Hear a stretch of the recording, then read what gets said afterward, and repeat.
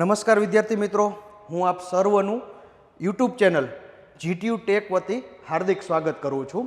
આજે આપણે મેથેમેટિક્સ વિષયમાં ટોપિક લોગેરિધમ જોશું.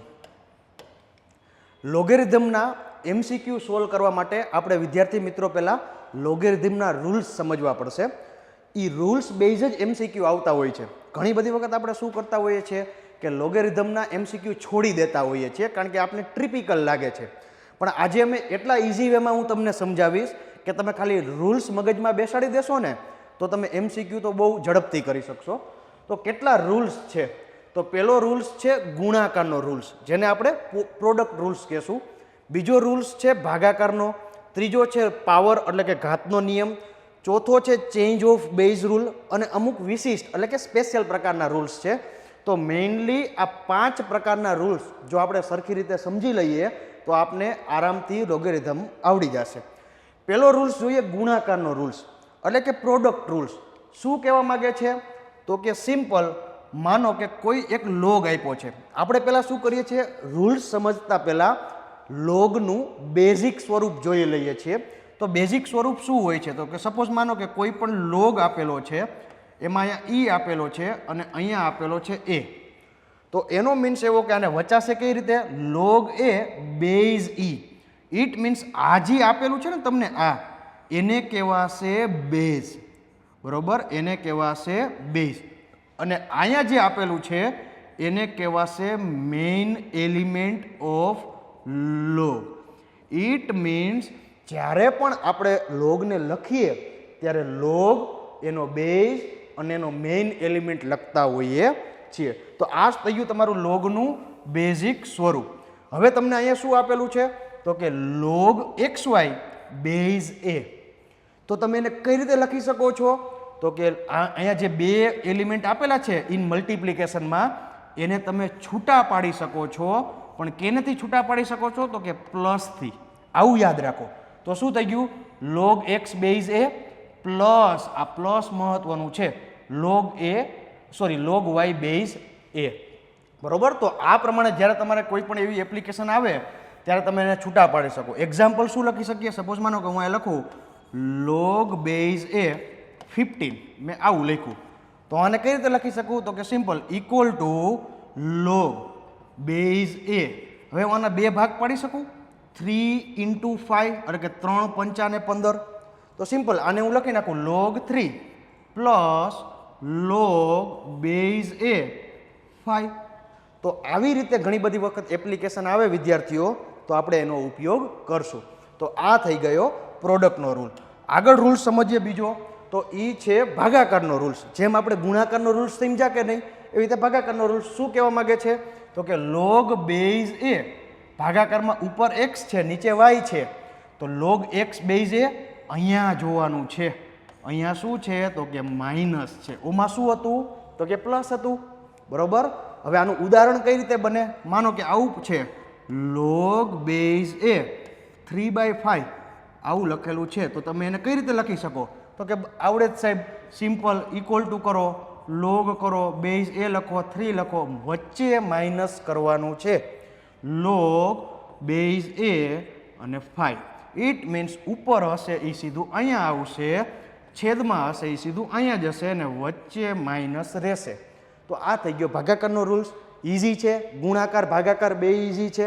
આગળ જોઈએ તો આગળ શું છે? તો કે પાવર રૂલ્સ. આ સમજવાનો છે. શું કહેવા માગે છે? હવે જો અહીંયા લખેલું છે ને એ શું છે? તો કે x નો પાવર n છે. આ શું છે? તો કે પાવર છે. એટલે જ એનું નામ શું પડ્યું છે? પાવર રૂલ્સ એટલે જ પડેલું છે. તો એને આપણે કઈ રીતે હેન્ડલ કરીએ? તો જો સિમ્પલ શું છે? તો કે પાવર હંમેશા લોગની આગળ આવે, અને જો લોગની આગળ હોય તો પાછળના ઘાતમાં વહી જાય. ઇટ મીન્સ શું છે? તો કે લોગ x⁻n બેઝ એ છે, એને તમે n log x બેઝ એ લખી શકો. ઉદાહરણ જોઈએ તો વધારે સમજણ પડશે. તો કે ભાઈ લોગ બેઝ એ 3/5. બરોબર. તો શું કરીએ કે આને શું લખીએ કે? તો કે 5 આગળ લઈ લઈએ, 5 log 3 બેઝ એ. બરોબર. ઇટ મીન્સ તમે પાવરને આગળ લઈ શકો. અને ઘણી બધી વખત આગળ હોય તો પાછળ જાય, આગળ હોય તો પાછળ જાય, એ તો બે બાજુ ફ્લેક્સિબિલિટી રહે. તો આ થઈ ગયો તમારો પાવર્સનો રૂલ્સ. બરોબર, આગળ જોઈએ. એના પછી છે ચેન્જ ઓફ બેઝ રૂલ. તો એ શું કહેવા માગે છે? તો કે માનો કે log x આપેલું છે ને બેઝ y આપેલું છે, તો તમારે એને ભાગાકારમાં લખવું હોય તો જે મેઇન એલિમેન્ટ છે એને ઉપર અને બેઝ એલિમેન્ટ છે એને નીચે લખી શકો.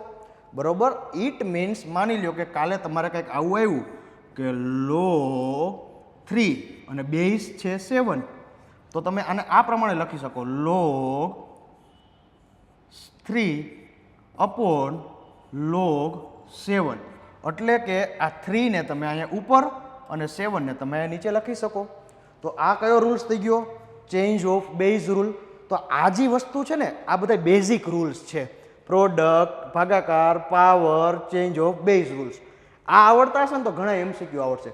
પણ એના સિવાય ઘણા વિશિષ્ટ રૂલ છે, એટલે કે અપવાદ રૂલ છે. અપવાદ તો ન કહી શકાય પણ વિશિષ્ટ પ્રકારના છે, તો એ પણ શીખવા જરૂરી છે. પણ હવે આપણે શું કરીએ છીએ તો કે આપણે જેટલા રૂલ્સ શીખા સાહેબ એના એક્ઝામ્પલ કરાવી દો ને, તો કંઈક અમારે રિવિઝન થાય, નકર બધું ભેગું થઈ જશે. તો પ્રેક્ટિસ એક્ઝામ્પલ કરીએ. પેલું શું આપેલું છે? log x base y into log y base x. કાંઈ સાહેબ યાદ આવતું નથી, શું કરવું? કાંઈ યાદ કરવું નથી આપણે. સિમ્પલ શું કરવાનું છે તો કે અહીંયા લખ નાખો log x upon log y. આવું તો લખી શકો કે નહીં? Change of base rule. બરોબર, ચેન્જ ઓફ બેઝ રૂલ. શું કરવાનું તો કે સિમ્પલ, x ઉપર છે ઉપર, નીચે છે નીચે, ગુણાકારનું ગુણાકાર મૂકી દો.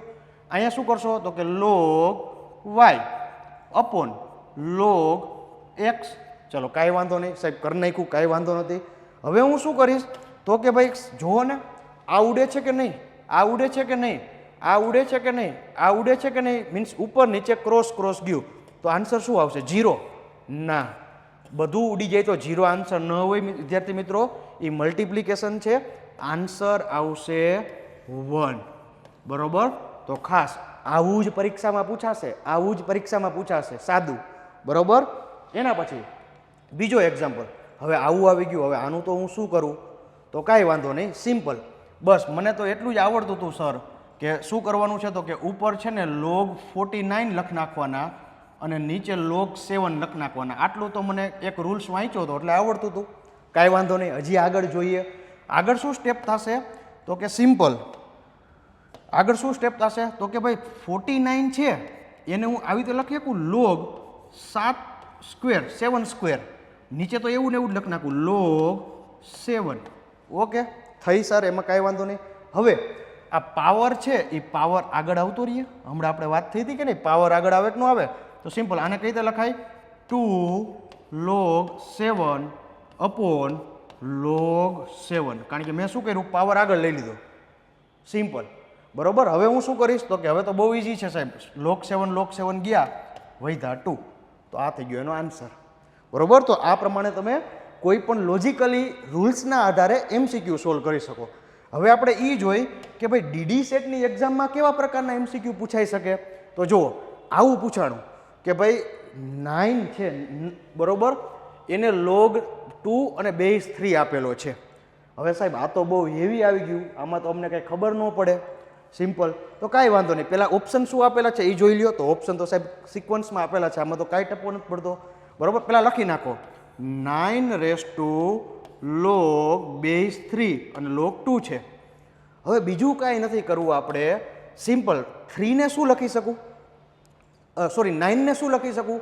3 સ્ક્વેર, 3 નો વર્ગ. તો સિમ્પલ 3 નો વર્ગ કરી દીધો log 3 અને 2. બરોબર, હવે હું શું કરીશ તો કે ભાઈ આ 2 છે એ આગળ છે એને ક્યાં હું લઈ જઈશ તો કે એને હું છે ને પાછળ લઈ જઈશ. ખબર છે હમણાં ઘાતનું હોય તો આગળ આવે, તો આગળ હોય તો પાછળ જાય કે નહીં? તો શું લખાય તો કે 3 log બેઝ 3 2 નો વર્ગ. થાય કે ન થાય આવું?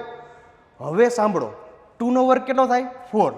તો 3 log 3 4. હવે સાહેબ અમને આગળ આવડે નહીં. સાચી વાત છે, ન આવડે. હજી એક વિશિષ્ટ પ્રકારનો રૂલ્સ છે. આપણે ખબર છે વિશિષ્ટ પ્રકારના રૂલ્સ જાણવાના બાકી છે. એમાં એક એવો રૂલ્સ છે કે જેની આગળ એટલે કે જેનો પાવર હોય એ અને જેનો બેઝ એ સરખો હોય તો આન્સર અહીંયા હોય ને એ હોય. ઇટ મીન્સ આનો આન્સર કેટલો થશે?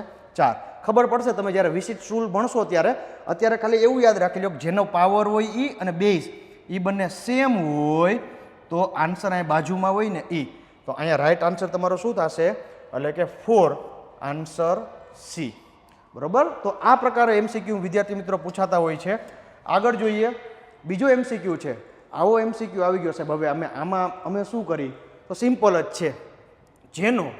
જેનો પાવર હોય ઈ બંને સરખા હોય. બરોબર. જેનો પાવર હોય ઈ અને બેઝ ઈ કેવા હશે? તો કે સેમ હશે. તો આન્સર શું હોય? આ. તો આનો આન્સર શું આવ્યો? 3. આમાં પણ એવું છે, આ સેમ છે, આ સેમ છે, તો આનો આન્સર શું આવશે? 2. તો કેટલો આન્સર આવશે? તો કે 1. તો સાચો આન્સર તમારો કયો થશે? તો કે 1. આવા એક્ઝામ્પલ હોય છે, ખાલી દેખાવના જ હેવી લાગે. એના પછી આગળ જોઈએ બીજો MCQ. તો એમાં શું આપેલો છે? તો કે આવું કંઈક ફોર્મ આપેલું છે સાહેબ. હવે આમાં તો અમે શું કરીએ? આમાં તો અમને કાંઈ ખબર પડતી નથી. તો સિમ્પલ, પહેલાં આપણે ઓપ્શન જોઈએ. તો ઓપ્શન કેવા છે? તો કે ઓપ્શન એ કોમ્પ્લિકેટેડ છે.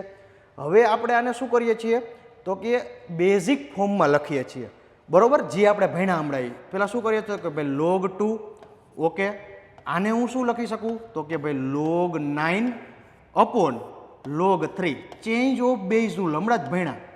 ઓકે, કાંઈ વાંધો નહીં સાહેબ, લખી નાખ્યું. હવે શું લખશું? તો કે ભાઈ log 2. હવે આને શું લખાય? તો કે log 3નો વર્ગ લખાય. સાચી વાત છે. નીચે તો log 3 છે તો log 3 જ લખ્યું. હવે જો આ ક્યાં આવશે? તો કે આગળ આવશે. હા, આગળ આવે જ સર. તો શું લખાય? log 2 અને અહીંયા શું છે? તો કે 2 log 3 upon log 3. હવે શું થશે? તો કે log 3 ગયા તો શું વધ્યું? તો કે ભાઈ log બેઝ 2 અને 2. હવે એક પાછો વિશિષ્ટ રૂલ છે. હમણાં પાછો એક આની પહેલાં જોયો. એમાં શું છે? તો કે જેનો બેઝ સરખો અને એલિમેન્ટ સરખો હોય એનો આન્સર હંમેશા 1 થાય. ફરીવાર કહું છું, જે લોગનો મેઇન એલિમેન્ટ અને બેઝ સરખો હોય એનો આન્સર કેટલો થશે? તો કે 1 થશે. તો સાચો આન્સર શું નીકળશે? 1. તો આવા MCQ વિદ્યાર્થી મિત્રો પૂછાશે. થેન્ક યુ વેરી મચ વિદ્યાર્થી મિત્રો. આવા ને આવા વિડીયો જોવા માટે અમારી YouTube ચેનલ GTU Tech ઉપર તમે આવતા રહ્યો. Thank you.